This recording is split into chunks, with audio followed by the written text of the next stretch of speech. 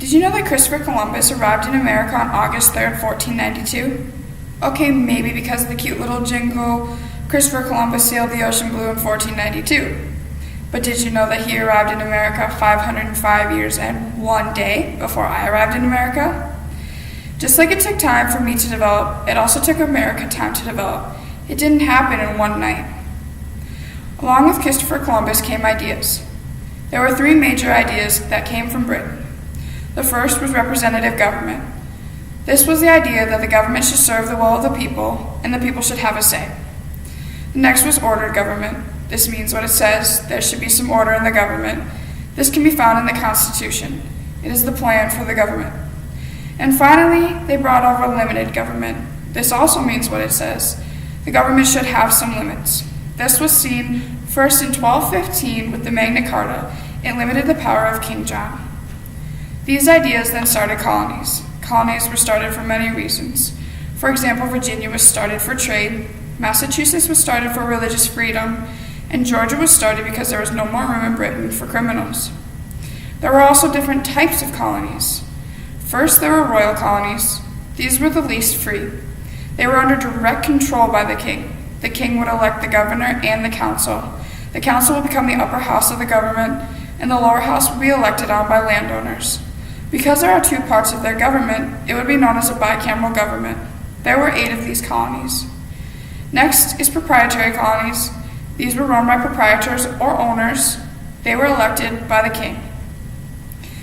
They would select the governor. There was only one part of their government, so they were known as a unicameral government. There were 3 of these colonies.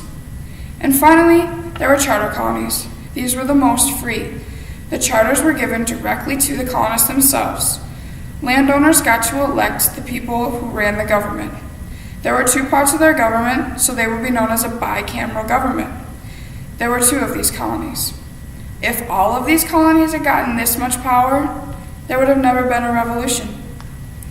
The colonies got used to self-governing because the king was 3,000 miles away. But when King John III came into power, he decided to restrict trade and raise taxes. The colonies were against this and decided to unify to go against him. They tried unifying with the Albany Plan of Union made by Ben Franklin, but this was rejected. They tried again with the Stamp Act Congress. This was done to protest British goods. But this didn't work either, because then the British just raised their taxes even higher. Finally, the colonies decided to become independent. First, they held the First Continental Congress, but that was a blowout because not even all the colonies showed up. Then they had the Second Continental Congress. All colonies arrived, and they started the Navy and the Army. They issued money, and they negotiated treaties. You could say this was a success.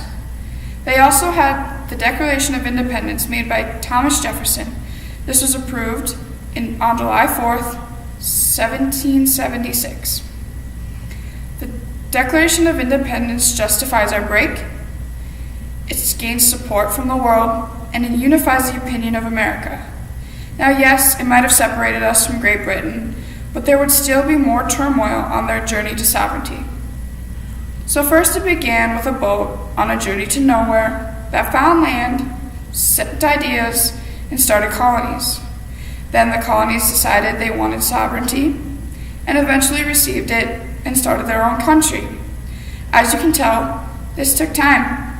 The United States was not made in one night.